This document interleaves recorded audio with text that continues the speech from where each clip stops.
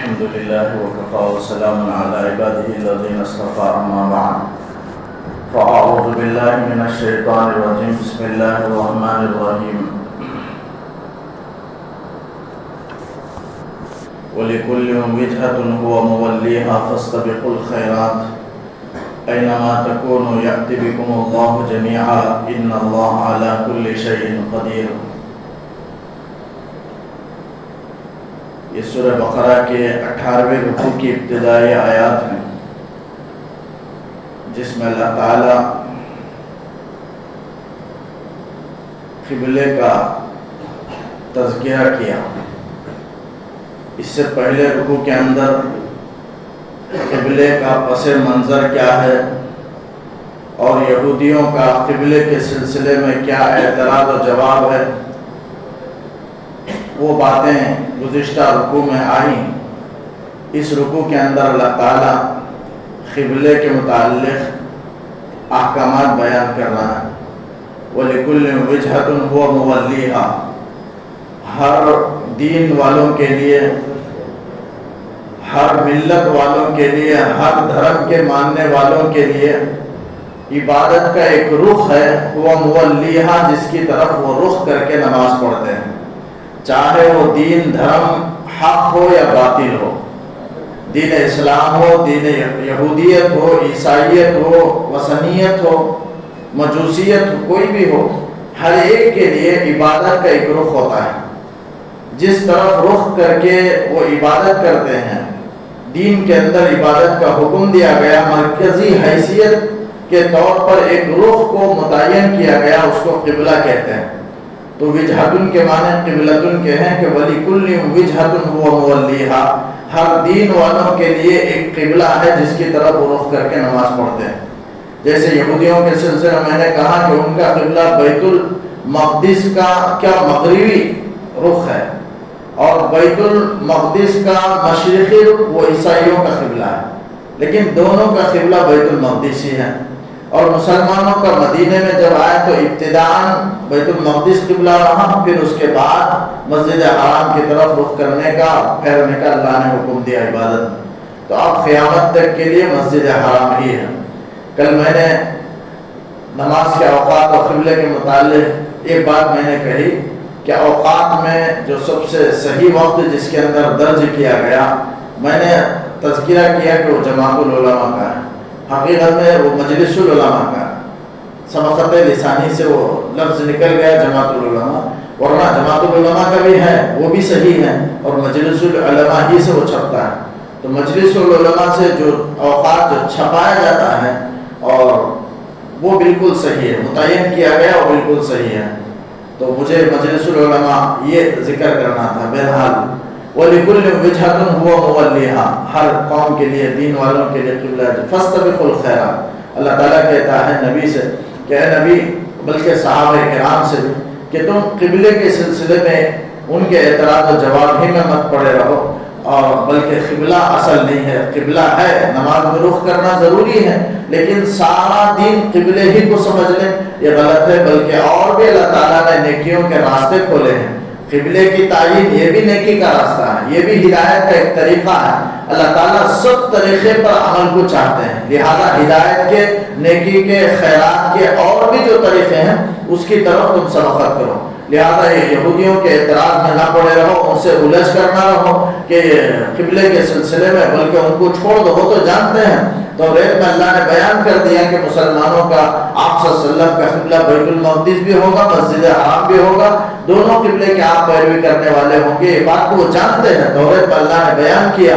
لیکن اس کے باوجود، اور رسول اللہ صلی اللہ علیہ وسلم اللہ کے رسول ہیں، جاننے کے باوجود وہ دلیل سمجھانا اس کے لیے ہے جو نہیں جانتا ہے، جاننے والے کے لیے کوئی دلیل نہیں ہے، بلکہ وہ تو پہلے سے جانتا ہے، کتابوں کے ذریعے سے، علم کے ذریعے سے وہی دلیل ہے۔ تو نہ جاننے والوں کے لیے دلیل پیش کی جاتی ہے، جاننے والوں کے لیے دلیل نہیں۔ اگر وہ نہیں مانتا ہے تو ہٹ درمی ہے، ضد ہے، تعصب ہے، تو یہ تعصب کی وجہ سے نہیں مانتا، اس لیے اللہ تعالیٰ کہتا ہے کہ ان کو چھوڑ دو، اور بھی جو خیرات کے نیکی کا کام ہے اس میں سبقت کرو۔ فاستبقوا الخیرات، سبقت کے معنی ہے نیکی میں جلدی کرنا۔ تو اس آیت کے اس حصے سے علماء نے استدلال کیا کہ آدمی کو جب بھی نیکی کا موقع ملے اس میں جلدی کرنا چاہیے، اس لیے کہ ہو سکتا ہے اگر آدمی نیکی کا موقع آیا اسے چھوڑ دیا، کل کا ارادہ یا کل پر ٹال دیا، تو پھر ہو سکتا ہے کہ وہ نیکی کا موقع نہ آئے یا وہ موقع ہی نہ آئے، اور یا اللہ تعالیٰ کی توفیق سلب ہو جائے۔ تاخیر کرنے سے اللہ کی توفیق سلب ہو جاتی ہے، ٹلا دینے سے۔ اس لیے جب بھی کوئی بھی نیکی کا موقع آئے اسے فوراً انجام دینا چاہیے، اور ہر طرح کی نیکی کو انجام دینا چاہیے، اور فوراً موقع آئے تو انجام دینا چاہیے، اس لیے کہ نیکیوں کو اللہ تعالیٰ نے اپنی رضا کو نیکیوں میں چھپا دیا، تو اس لیے تمام نیکی کو انجام دینا چاہیے اور اولت دینا چاہیے، مسابقت کرنا چاہیے، جلدی کرنا چاہیے۔ جیسے کہا جاتا ہے کہ 3 چیزوں کو اللہ نے 3 چیزوں میں چھپا دیا، اپنی رضامندی کو اللہ نے نیکیوں میں چھپا دیا۔ کون سی نیکی سے اللہ خوش ہو جائے معلوم نہیں، اس لیے کہ اللہ نے اپنی خوشی کو نیکیوں میں چھپا دیا، اس لیے ہر نیکی کو انجام دینا چاہیے، ہر گناہ سے بچنا چاہیے، اس لیے کہ اللہ تعالیٰ نے ناراضگی کو گناہوں میں چھپا دیا۔ کون سے گناہ سے اللہ ناراض ہوگا معلوم نہیں، اس لیے ہر گناہ سے بچنا چاہیے، اور اللہ تعالیٰ نے اپنے نیک بندوں کو اپنے بندوں میں چھپا دیا، ولیوں کو اپنے بندوں میں چھپا دیا۔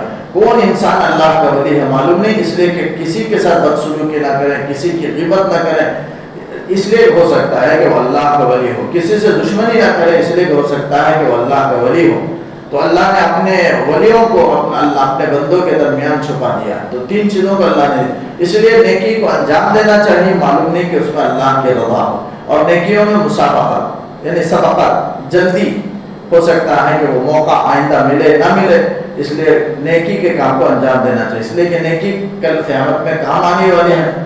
اور اسی آیت کے اسی حصے سے استدلال کر کے بعض ائمہ ہیں، جو 4 امام ہیں، امام حنیفہ رحمۃ اللہ علیہ، امام مالک، یہ دونوں کا کہنا ہے کہ فاستبقوا الخیرات کا ایک معنی، اور امام شافعی اسی آیت کے اس حصے سے استدلال کر کے کہتے ہیں کہ نماز کو اول وقت میں پڑھنا یہ افضل ہے۔ نماز کا جو ہی وقت شروع ہو جائے، اول وقت میں نماز کے لیے تیار ہو جانا، اور جو ہی وقت شروع ہو جائے وضو کر کے نماز ادا کر لینا، یہ نیکی میں جلدی کرنا ہے۔ یہ اس آیت سے امام شافعی نے مسئلہ نکالا کہ نماز کو اول وقت میں پڑھنا افضل ہے، لیکن ابو حنیفہ رحمۃ اللہ علیہ اور امام مالک رحمۃ اللہ علیہ کے پاس نماز میں نیکی میں مسابقت ہے، لیکن جلدی کا مطلب یہ ہے کہ نماز کا جو وقت رسول اللہ صلی اللہ علیہ وسلم نے بیان فرمایا اس وقت میں پڑھنا مستحب ہے، افضل ہے، چاہے تاخیر سے ہو۔ جیسے آپ صلی اللہ علیہ وسلم گرمی کے دنوں میں ظہر کی نماز کو تاخیر سے پڑھا کر تاخیر کرنے کا حکم دیا، فرمایا آبردوا بالظہر، ظہر کو ٹھنڈا کر کے پڑھو، فإن شدۃ الحر من فیہ جہنم، اس لیے کہ جو گرمی کی جو شدت ہے یہ جہنم کے سانس اور بھاپ کی وجہ سے ہے، آپ نے فرمایا ظہر کی نماز کو ٹھنڈا کر کے پڑھو۔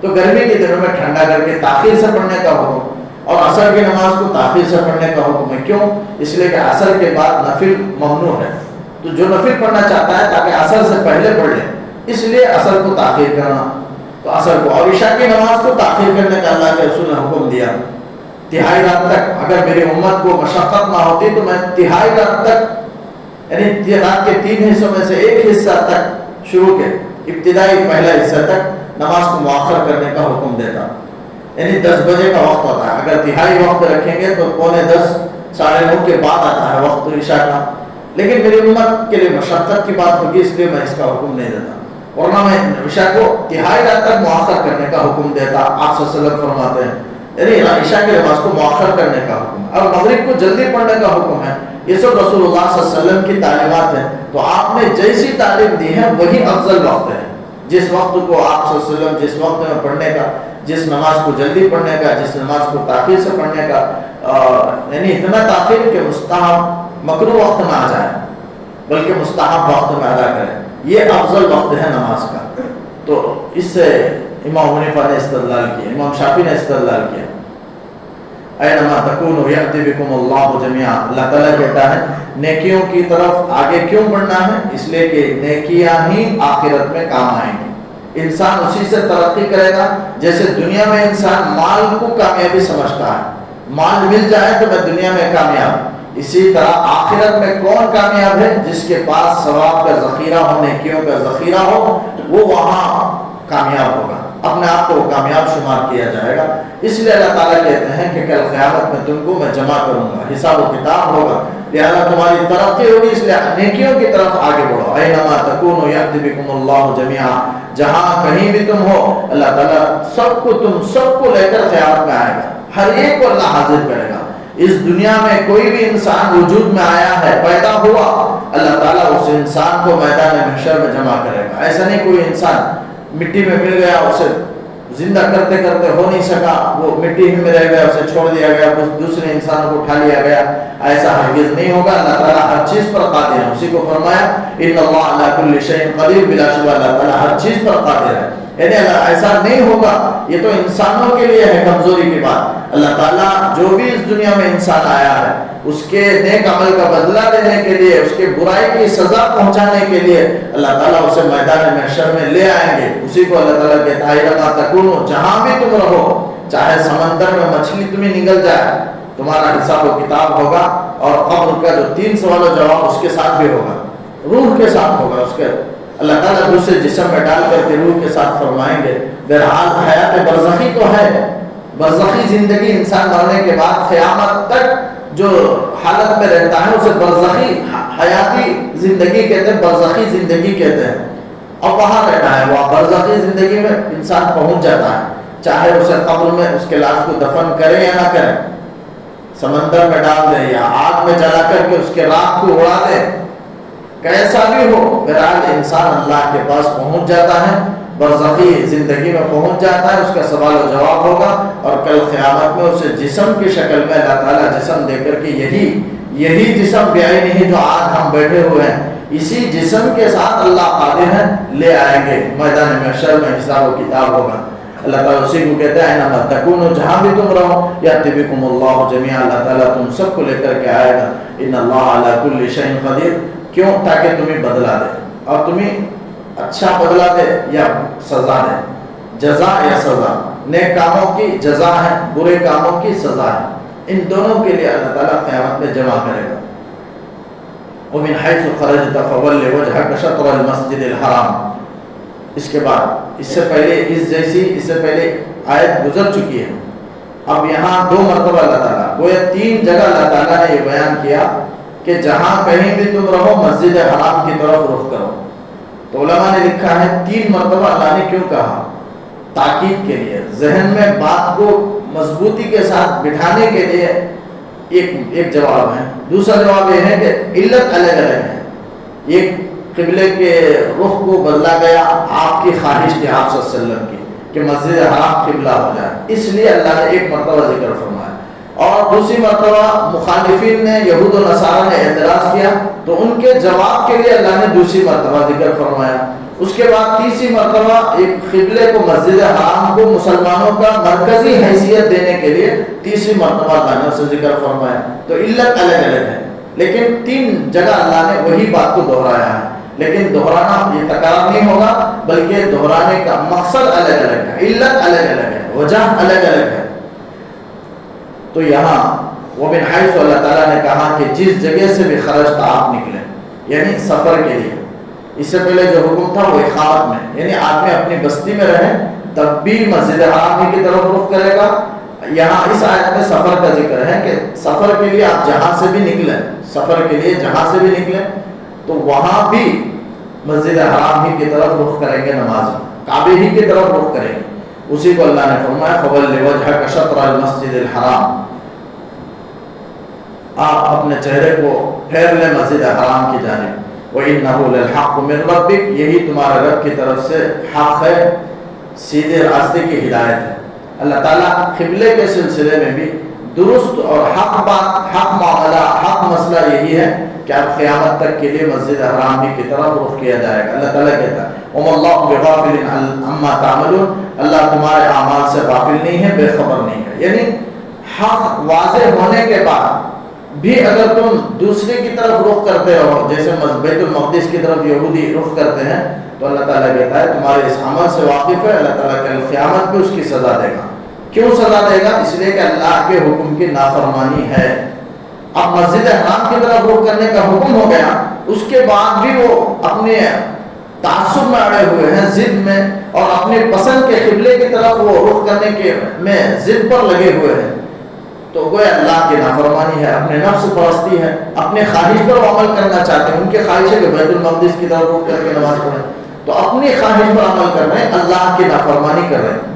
تو اصل چیز اللہ کی اطاعت ہے، یاد رکھیں یہی ضروری ہے.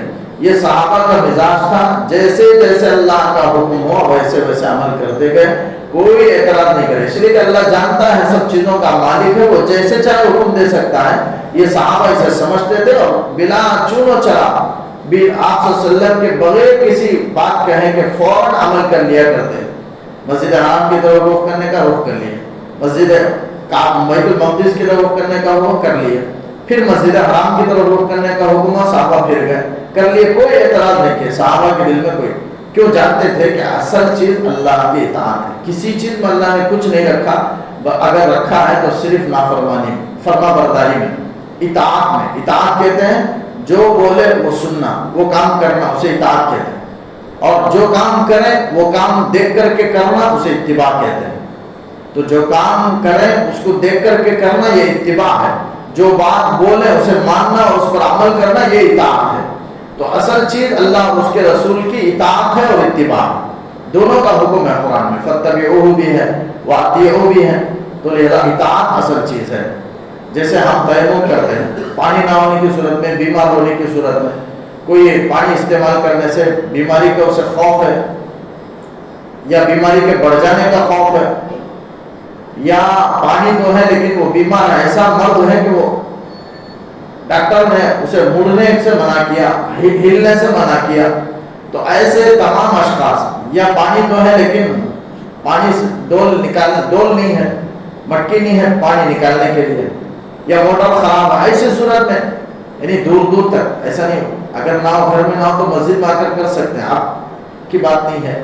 اگر کوئی ایسی جگہ چلا جائے جہاں 1 میل دور تک، 1.5 کلومیٹر دور تک پانی کا نام و نشان نہ ہو، تب تیمم کی جاتی ہے. یا سخت بیماری کا اندیشہ ہے، پانی استعمال کرے گا تو یقیناً اعضاء کو نقصان پہنچے گا، یا اندیشہ بیماری کا ڈر ہے، اپنے اوپر خوف رکھتا ہے وہ بیماری کا یا ہلاکت کا، تو اس صورت میں تیمم کر سکتا ہے. پاک مٹی پر تیمم کرے، زمین کے اجزاء سے تیمم کرے. اب تیمم میں کیا ہوتا ہے؟ اللہ تعالیٰ نے حکم دیا، 2 عمل ہے، نیت کرتے ہیں، نیت کرنے کے ہاتھ مارتے ہیں، چہرے پر پھیرتے ہیں، پھر ہاتھ مارتے ہیں، 2 ہاتھ ملتے ہیں، اتنا ہی. چہرہ اور ہاتھ، اس میں مسا بھی نہیں ہے اور پیر کا مسا بھی نہیں ہے، بلکہ صرف چہرے پر مسا کرتے ہیں اور ہاتھ کو پہنچتے ہیں کونیوں تک. اب یہ کیا عمل ہے؟ مٹی پر مار کر کے، یہ اللہ کے حکم کی اطاعت ہے. میں یہ کہہ رہا ہوں اطاعت اصل ہے. یہ بتانے کے لیے میں نے مثال پیش کی ہے، اطاعت اصل ہے. حالانکہ بات سمجھ میں نہیں آ رہی ہے. پانی پاک کرنے والی، ٹھیک ہے اللہ نے حکم دیا، گندگی صاف ہوتا ہے، میل دور ہوتا ہے ہاتھ کا، لیکن مٹی پر مارنے کا اللہ نے کیوں حکم دیا؟ اس لیے مٹی تو گندا کرنے والی ہے. مٹی پر ہاتھ مار کر کے کوئی پھیلے، مٹی کا نشان چہرے پر لگ جائے، کوئی مٹی میں لڑتا ہے تو کیا کہتے ہیں کہ گندا ہو گیا. تو مٹی تو گندا کرنے والی چیز ہے، لیکن اللہ کا حکم ہے اس لیے ہم آتے ہیں. بات سمجھ میں آئے یا نہ آئے، بات میں عقل میں تو یہ آتی ہے کہ مٹی تو گندا کرنے والی چیز ہے، وہ پاک کرنے والی چیز نہیں ہے، لیکن پھر بھی ہم مارتے ہیں. کیوں؟ صرف اطاعت ہے، اللہ کے حکم کو پورا کرنا ہے. اللہ نے جو ایکٹنگ کرنے کا حکم دیا بس وہ کریں، بس اس سے پاک نہیں ہو جاتا انسان. بس اللہ کے حکم کی اتباع اطاعت ہے، اللہ تعالیٰ اسے پاک شمار کرتے ہیں، پاک قرار دے دیتے ہیں بس. تو اطاعت اصل ہے، ورنہ کسی چیز کے اندر کچھ بھی نہیں ہے. تو اللہ تعالیٰ نے فرمایا وَاللَّهُ بِغَافِلٍ عَمَّا تَعْمَلُونَ وَمِنْ حَيْثُ خَرَجْتَ فَوَلِّ وَجْهَكَ شَطْرَ الْمَسْجِدِ الْحَرَامِ. یہ تیسری مرتبہ اللہ تعالیٰ نے کہا کہ جس جگہ سے بھی آپ نکلے بس اپنا چہرہ پھیر لیں مسجد حرام ہی کی جانب. وَحَيْثُ مَا كُنْتُمْ فَوَلُّوا وُجُوهَكُمْ شَطْرَهُ. اور جس جگہ میں بھی تم ہو بس اپنے چہرے کو مسجد حرام ہی کی طرف پھیر لو. لِأَلَّا يَكُونَ لِلنَّاسِ عَلَيْكُمْ حُجَّةٌ. تاکہ لوگوں کے لیے تمہارے خلاف کوئی حجت نہ ہو. یعنی لوگوں کے خلاف، لوگوں کے لیے، لوگوں سے مراد مشرکین مکہ ہیں اور یہودی ہیں. یہ 2 اعتراض کر سکتے ہیں. نبی کریم، اگر نبی کریم صلی اللہ علیہ وسلم بیت المقدس کی طرف رخ کر کے نماز پڑھیں گے تو ادھر مشرکین اعتراض کریں گے. اگر مسجد حرام کی طرف رخ کر کے نماز پڑھیں گے تو ادھر یہودی اعتراض کریں گے. اب آپ جس طرح بھی رخ کریں، بیت المقدس کی طرف رخ کریں تو یہودیوں کے لیے اعتراض کا ایک موقع مل جائے گا، ایک حجت کا موقع ملے گا. کیا حجت ملے گی کیا اعتراض کا موقع ملے گا کہ یہ تو ملت ابراہیمی کا دعویٰ کرتے ہیں لیکن ہمارے قبلے کی اتباع کرتے ہیں، بیت المقدس کی طرف رخ کریں گے تو یہودی یہ کہیں گے، اگر مشرکین مسجد حرام کی طرف رخ کریں گے تو یہودی کہیں گے کہ آباء دین کی طرف مائل ہو گئے، ملت ابراہیمی کی طرف وہ چلے گئے، وہ تو نبی نہیں، انبیاء تو بیت المقدس کی طرف رخ کر کے نماز پڑھا کرتے تھے، لہذا اپنے آبا و اجداد کے دین کی طرف پھر گئے۔ مشرکین کہیں گے کہ آپ صلی اللہ علیہ وسلم آبائی دین کی طرف مائل ہو گئے، جس کی وجہ سے وہ مسجد حرام کی طرف رخ کر رہے ہیں، اب تک بیت المقدس کی طرف رخ کر کیے ہوئے تھے۔ تو بیت المقدس کی طرف رخ کرنے کی صورت میں مشرکین کہیں گے کہ آبائی دین کی طرف مائل ہو گئے، انبیاء کا رخ ادھر کرنے لگے، انبیاء کا جو رخ تھا اسی طرف رخ کرنے لگے، بہرحال اعتراض کریں گے ہر حال میں۔ اس لیے اللہ تعالیٰ کہتا ہے ان اعتراض کرنے والوں کی بات کی طرف آپ توجہ نہ کریں بلکہ آپ عمل کرتے رہیں، اللہ تعالیٰ کا خوف رکھیں، لِأَلَّا يَكُونَ لِلنَّاسِ عَلَيْكُمْ حُجَّةٌ، تاکہ لوگوں کے لیے تمہارے خلاف بات کرنے کی کوئی حجت نہ ہو۔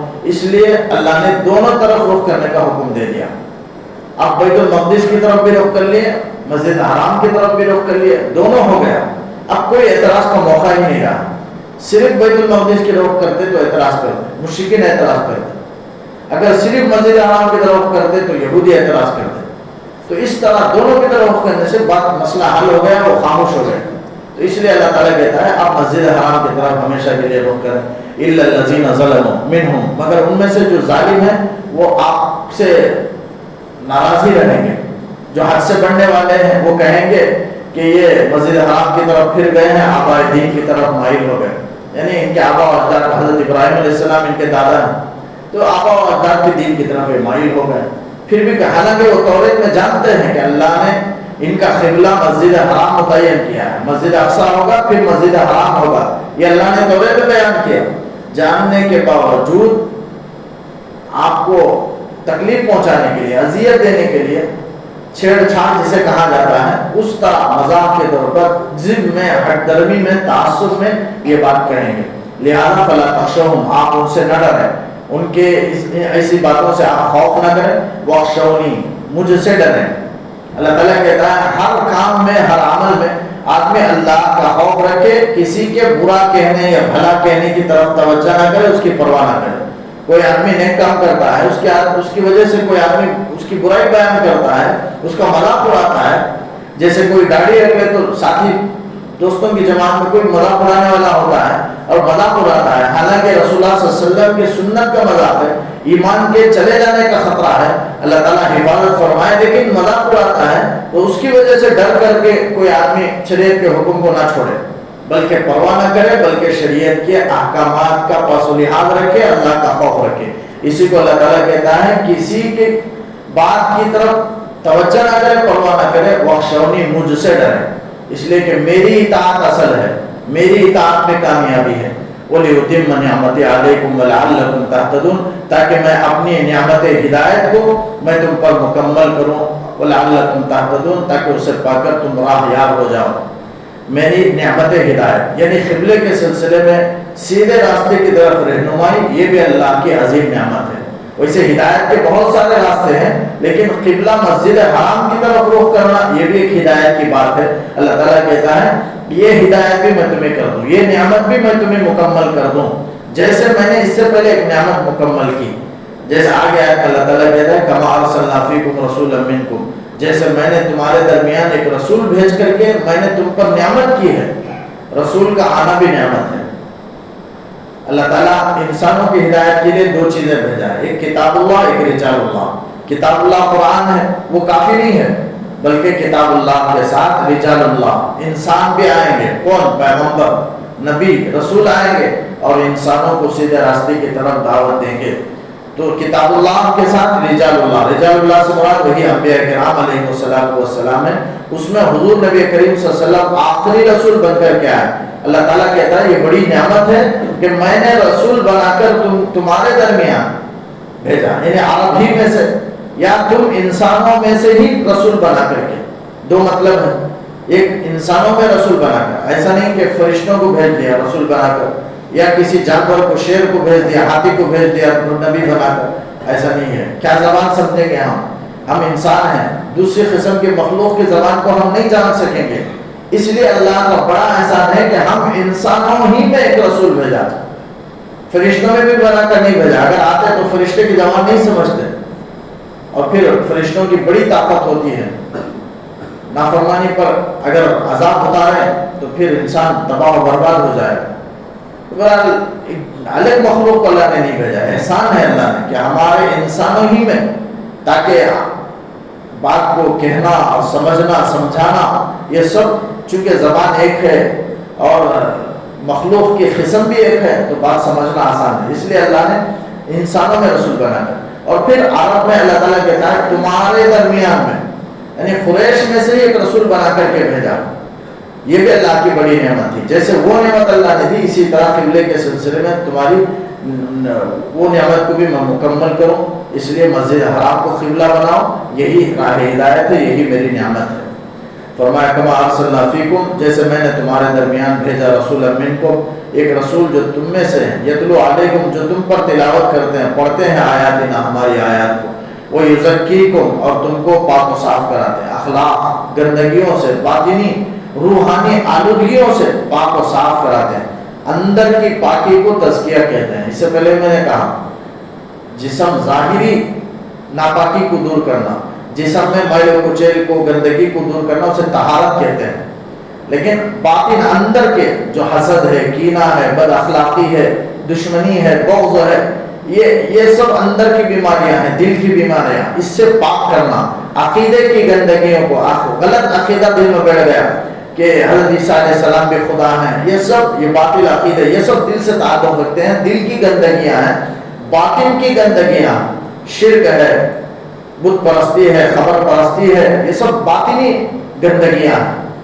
ان سب سے پاک و صاف کرنے کے لیے اللہ کے رسول صلی اللہ علیہ وسلم آئے، تو آپ کا ایک فریضہ ہے وہ یزکیکم، وہ تمہیں پاک کراتے ہیں، باطنی ظاہر کے ساتھ ساتھ باطن کو بھی پاک و صاف کرتے ہیں، وہ یعلمکم الکتاب، اور تم کو کتاب سکھلاتے ہیں، والحکمہ، اور حکمت، حکمت سے مراد کتاب کی تشریح، قرآن مجید کی وضاحت، وہ حدیث ہے، حکمت سے مراد حدیث ہے، یعنی حدیث آپ صلی اللہ علیہ وسلم نے جتنی حدیثیں بیان کی، جسے آپ حدیث کی 6 کتابوں میں جمع کر دیا گیا، بخاری، مسلم، ترمذی، ابو داؤد، نسائی، ابن ماجہ، جو حدیث کی صحیح 6 کتاب ہے، صحاح ستہ جسے کہا جاتا ہے، صحیح کی جمع صحاح ہے، ستہ کے معنی 6، تو حدیث کی 6 صحیح کتابیں جو جمع کر دیا گیا، آپ صلی اللہ علیہ وسلم کے پورے فرمان کو وہ پورے 6 کتابوں میں جمع کر دیا گیا، جو آپ نے 23 سال کی مدت میں آپ صلی اللہ علیہ وسلم نے صحابہ سے، امت سے فرمایا، وہ ساری باتیں، وہ حکمت کی باتیں ہیں، اللہ کے رسول، وہ قرآن کی تشریح ہے، وہ حدیث کی کتابیں،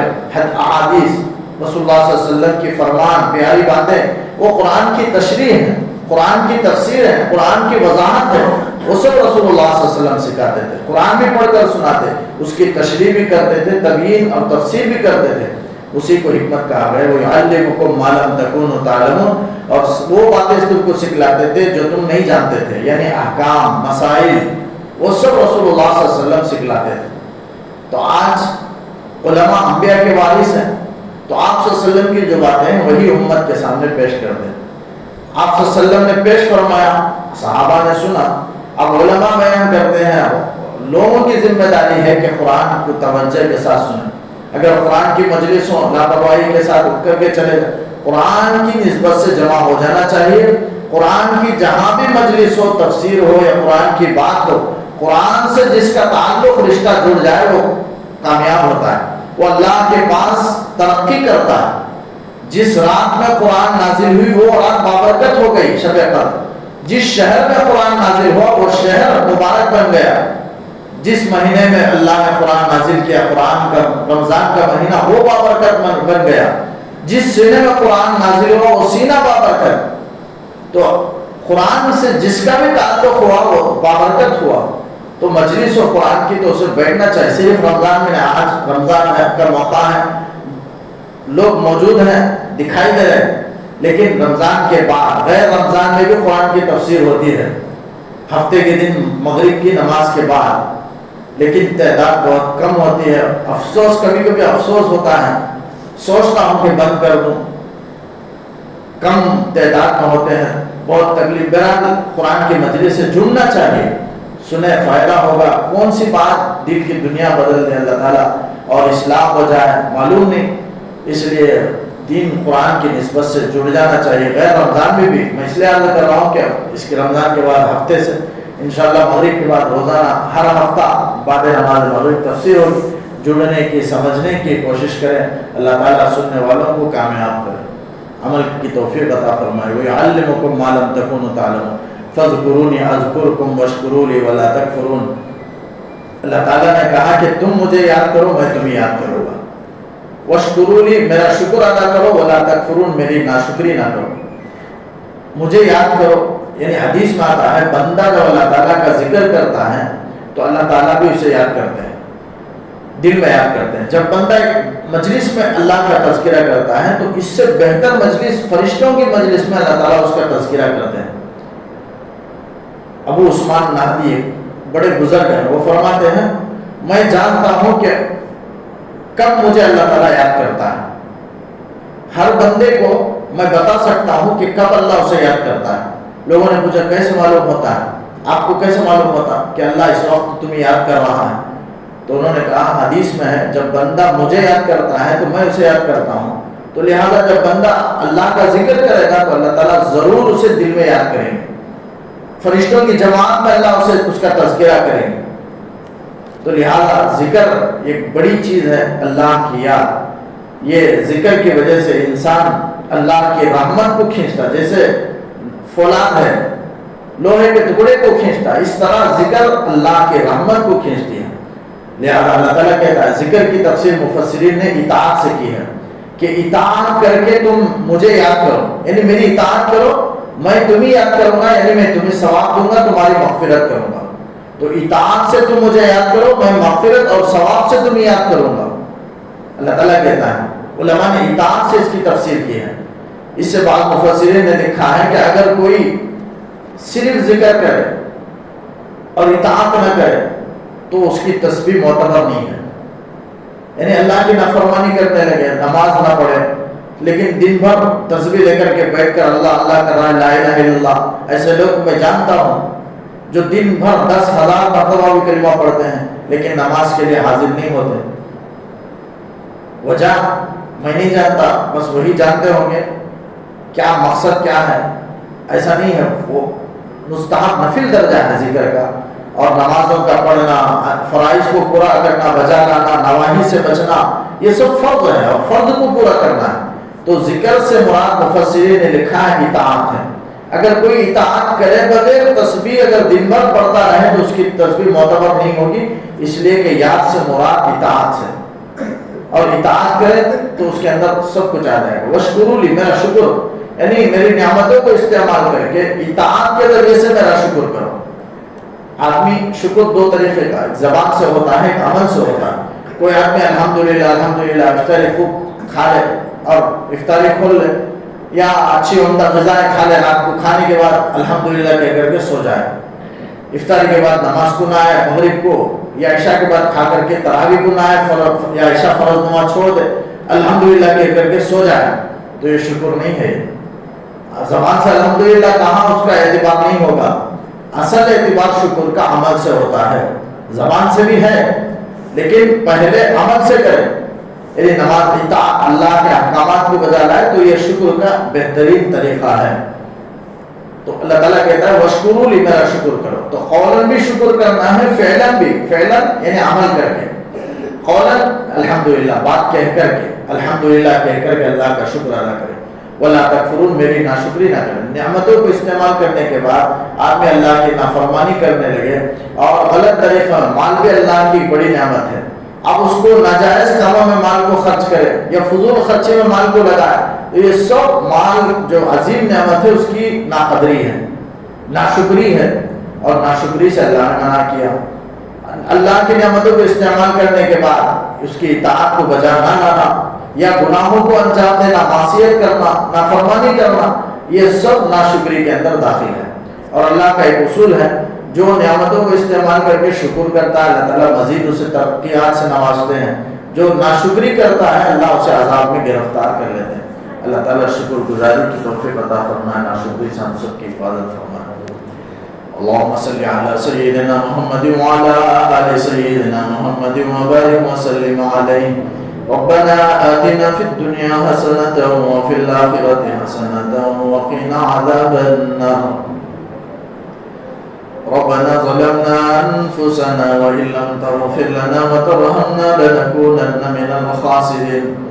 اللهم اعتق رقابنا من النار ورقاب آبائنا وأمهاتنا وأزواجنا وأولادنا وأقاربنا وجميع المؤمنين والمؤمنات والمسلمين والمسلمات. اللهم اعتقهم جميعا. اللهم اعتق رقابهم من النيران. صل على النبي محمد وآله وصحبه أجمعين برحمتك يا أرحم الراحمين والحمد لله رب العالمين.